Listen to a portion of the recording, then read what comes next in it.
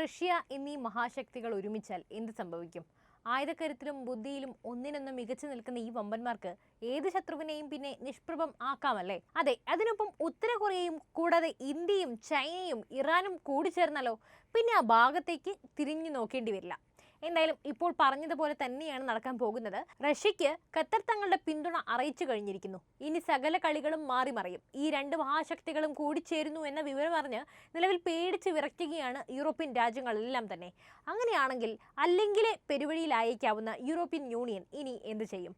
അവരിനി എങ്ങനെയാണ് കാര്യങ്ങളെ നേരിടുക? നടുക്കടലിൽ മുങ്ങിത്താഴുന്ന യൂറോപ്പിനെ പിടിച്ചുയർത്താനോ സംരക്ഷിക്കാനോ പഴയതുപോലെ ഇനി അമേരിക്കയ്ക്കും സാധിക്കില്ലല്ലോ. ട്രംപ് വന്നിരിക്കുകയല്ലേ. അപ്പോൾ കാര്യങ്ങൾ നമുക്ക് വിശദമായി തന്നെ മനസ്സിലാക്കിയെടുക്കാം. കഠിനമായ ശൈത്യകാലം യൂറോപ്പിനെ കീഴടക്കിക്കൊണ്ടിരിക്കുകയാണ്. അതുകൊണ്ട് തന്നെ യൂറോപ്യൻ ഭൂഖണ്ഡം നിരവധി കാരണങ്ങളാൽ ഊർജ്ജക്ഷാമം പ്രതീക്ഷിച്ചുമിരിക്കുന്നു. അപ്പോഴാണ് സുസ്ഥിരത സംബന്ധിച്ച് അടുത്തിടെ അംഗീകരിച്ച നിയമനിർമ്മാണത്തിന് കീഴിൽ ബ്ലോക്കിന്റെ രാജ്യങ്ങൾ എങ്ങാനും പിഴ ചുമത്തിയാൽ യൂറോപ്യൻ യൂണിയനിലേക്കുള്ള വാതക കയറ്റുമതി അവസാനിപ്പിക്കുമെന്ന് ഇക്കഴിഞ്ഞ ദിവസം ഖത്തർ മുന്നറിയിപ്പ് നൽകിയത്. ദി ഫിനാൻഷ്യൽ ടൈംസുമായുള്ള സംഭാഷണത്തിനിടെ ഖത്തർ ഊർജ്ജമന്ത്രി സാദ് ഷരീദ അൽ കാബിയാണ് ഈ മുന്നറിയിപ്പുമായി രംഗത്തെത്തിയത്. ഈ വർഷം ജൂലൈയിൽ പ്രാബല്യത്തിൽ വന്ന കോർപ്പറേറ്റ് സസ്റ്റൈനബിലിറ്റി ഡ്യൂ ഡിലിജൻസ് നിർദ്ദേശം പാസാക്കിയിരുന്നു. പ്രതികൂലമായ മനുഷ്യാവകാശങ്ങളോ പാരിസ്ഥിതിക ആഘാതങ്ങളോ കൈകാര്യം ചെയ്യുന്നതിൽ മാനേജ്മെന്റ് പരാജയപ്പെട്ടാൽ കമ്പനിയുടെ വാർഷിക ആഗോള വരുമാനത്തിന്റെ 5% വരെ പിഴ ചുമത്താൻ ഇത് പ്രാദേശിക ബോഡിയെ അനുവദിക്കുന്നു. ഇതിന് പിന്നാലെ യൂറോപ്പിന് വിതരണം ചെയ്യുന്നതിലൂടെ തങ്ങളുടെ രാജ്യത്തിന്റെ വരുമാനത്തിന്റെ 5% നഷ്ടപ്പെട്ടാൽ പിന്നീട് ഞങ്ങൾ യൂറോപ്പുമായുള്ള സകല ഇടപാടുകളും അവസാനിപ്പിക്കുമെന്ന് അൽ കാബി ഫിനാൻഷ്യൽ ടൈംസിനോട് പറഞ്ഞു.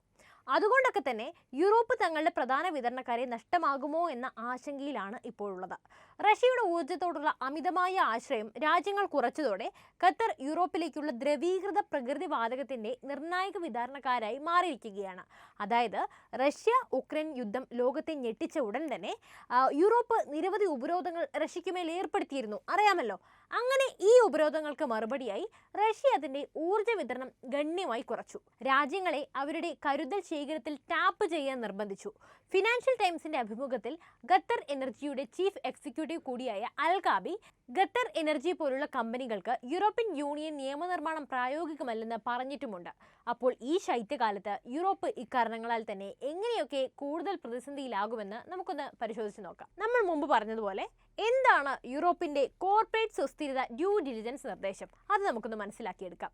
പ്രതികൂലമായ മനുഷ്യാവകാശങ്ങളോ പാരിസ്ഥിതിക ആഘാതങ്ങളോ പരിഹരിക്കുന്നതിൽ മാനേജ്മെന്റ് പരാജയപ്പെട്ടാൽ ഒരു കമ്പനിയുടെ വാർഷിക ആഗോള വരുമാനത്തിന്റെ 5% വരെ പിഴ ചുമത്താൻ യൂറോപ്യൻ യൂണിയനെ അനുവദിക്കുന്ന നിർദ്ദേശം ജൂലൈയിലാണ് പ്രാബല്യത്തിൽ വന്നത്. ഈ നീക്കം കൊണ്ട് തന്നെ യൂറോപ്യൻ യൂണിയന് അകത്തും പുറത്തുമായി നിന്ന് ഒരുപാട് വിമർശനങ്ങൾക്ക് ഇടയാക്കിയിട്ടുണ്ട്. യൂറോപ്യൻ യൂണിയൻ പാർലമെന്റിൽ നിയമം പാസാക്കിയതോടെ അംഗരാജ്യങ്ങൾ ഇപ്പോൾ 2026 ഇത് അവരുടെ ദേശീയ നിയമം ആക്കേണ്ടതുണ്ട്. ഒരു വർഷത്തിന് ശേഷം 2027 നിയമങ്ങൾ കമ്പനികൾക്ക് ബാധകമാകാൻ തുടങ്ങും. പ്രാബല്യത്തിൽ വന്ന് 3 മുതൽ 5 വർഷം വരെ ഘട്ടം ഘട്ടമായിട്ടാണ് ഇത് വരുന്നത്.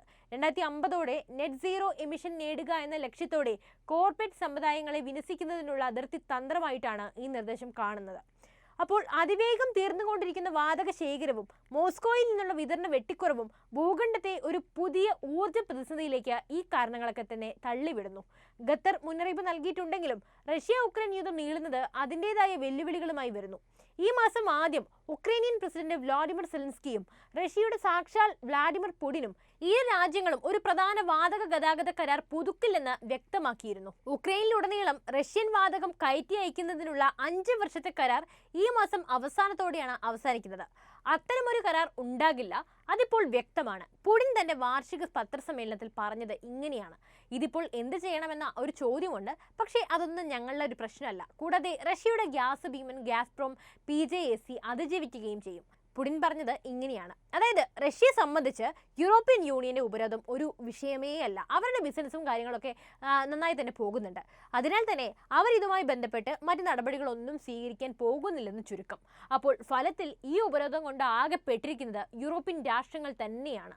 താൻ കുഴിച്ച കുഴിയിൽ താൻ തന്നെ വീണെന്ന സാരം. പ്രധാന ഊർജ്ജ വിതരണക്കാരെ നഷ്ടപ്പെടുമെന്ന ഭീഷണിയോടെ ഇപ്പോൾ ഭൂഖണ്ഡം മറ്റ് മാർഗങ്ങൾ ഇല്ലാതെ പോവുകയാണ്. നിയുക്ത US പ്രസിഡന്റ് ഡൊണാൾഡ് ട്രംപിന്റെ തിരിച്ചുവരവോടെ പ്രതിസന്ധി പരിഹരിക്കാൻ വാഷിംഗ്ടൺ എന്തെങ്കിലും സഹായകമാകാനുള്ള സാധ്യതയും കുറവാണ്. കൂടുതൽ എണ്ണയും വാതകവും US വാങ്ങണമെന്നും അല്ലെങ്കിൽ ഉയർന്ന താരിഫുകൾ നേരിടേണ്ടി വരുമെന്നും വെള്ളിയാഴ്ച ട്രംപ് യൂറോപ്യൻ യൂണിയന് മുന്നറിയിപ്പ് നൽകിയിരുന്നു. ലോകത്തിലെ ഏറ്റവും വലിയ എണ്ണ ഉൽപ്പാദകരാണ് US.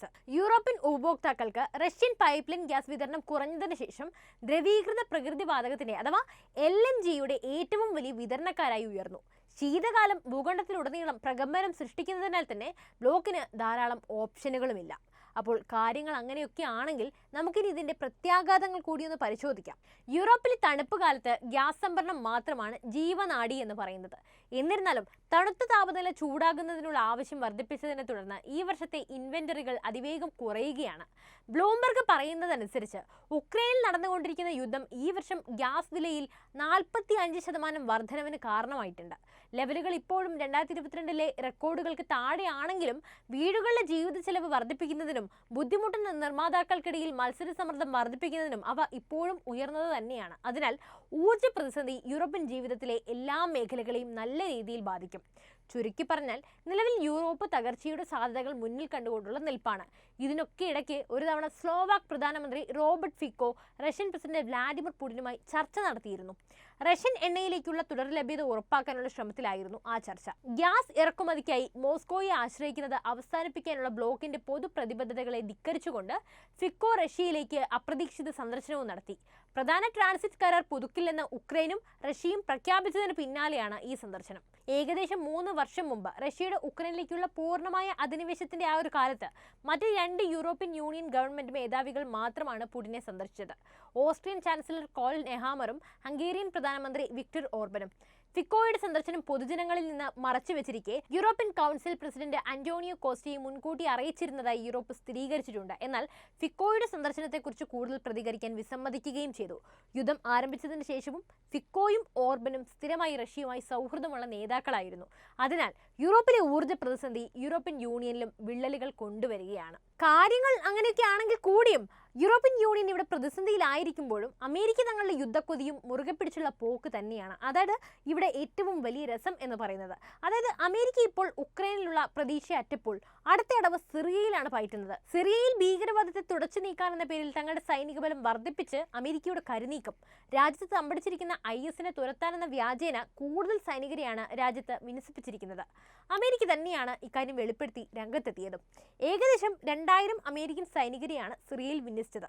പെന്റഗൺ വക്താവ് കഴിഞ്ഞ ദിവസം വെളിപ്പെടുത്തിയത് ഇങ്ങനെയാണ്: വർഷങ്ങളായി രാജ്യത്ത് 900 സൈനികരെയാണ് വിന്യസിച്ചിരുന്നതെന്നും എന്നാൽ ഇപ്പോൾ ബഷർ അൽ അസദിന്റെ ഭരണത്തെ അട്ടിമറിച്ചതിന് ശേഷം സൈനികരുടെ എണ്ണം 2000 ആക്കി ഉയർത്തിയെന്നും Pentagon press secretary major general Pat Ryder അറിയിച്ചു. എന്നാൽ സൈനികരുടെ എണ്ണം വർദ്ധിപ്പിച്ചതിന് പിന്നിൽ സിറിയയിലെ സമീപകാല സംഭവങ്ങളുമായി ബന്ധമില്ലെന്നും ഈ നീക്കം ISനെ തുരത്താൻ മാത്രമാണെന്നും പെന്റഗൺ വക്താവ് പറയുന്നു. സിറിയയിൽ IS പ്രവർത്തനം നടക്കുന്ന സ്ഥലങ്ങൾ കണ്ടെത്തുന്നത് വളരെ സങ്കീർണമാണ്. ചിതറിക്കിടക്കുന്ന പ്രദേശങ്ങളിലാണ് സംഘം പ്രവർത്തിക്കുന്നത്. അതിനാൽ തന്നെ അമേരിക്ക സ്ഥിരമായി തങ്ങളുടെ സൈനിക സന്നാഹത്തെ സിറിയയിൽ നിലനിർത്തുന്നുണ്ട്. ഇതുമായി ബന്ധപ്പെട്ട് സിറിയയിൽ തങ്ങളുടെ സൈനിക സാന്നിധ്യം വർദ്ധിപ്പിച്ചതിനെ തുടർന്ന് സ്ഥിരീകരണവുമായി അമേരിക്ക രംഗത്തെത്തിയിരിക്കുന്നു. എന്തായാലും യൂറോപ്പ് നിലവിൽ വലിയ ഭീഷണി തന്നെയാണ് നേരിടുന്നത്. റഷ്യ കിണിഞ്ഞില്ലെങ്കിൽ അവർക്ക് മറ്റൊരു വഴിയുമില്ല. എന്തായാലും അമേരിക്ക അവരുടെ യുദ്ധക്കുതിയുമായി മുമ്പോട്ട് പോകും, അതിൽ സംശയമില്ല. ട്രംപ് വന്നാലാണ് ഇനി ചെറിയൊരു പ്രതീക്ഷയുള്ളത്. അപ്പോൾ ബൈഡനൊപ്പം യുദ്ധക്കൊതി കൊണ്ട് അവർ വീണ്ടും നടന്നാൽ പെരുവഴിയാകും എന്നുറപ്പ്. അപ്പോൾ ഇക്കാര്യത്തിലെ നിങ്ങളുടെ അഭിപ്രായങ്ങൾ എന്താണെന്നൊന്ന് കമൻറ്റ് ചെയ്യണേ. അതോടൊപ്പം ഈ അറിവുകൾ എല്ലാവരിലേക്കും എത്താനായി വീഡിയോ ഒന്ന് ലൈക്ക് ചെയ്യാനും ഷെയർ ചെയ്യാനും ശ്രദ്ധിക്കുമല്ലോ.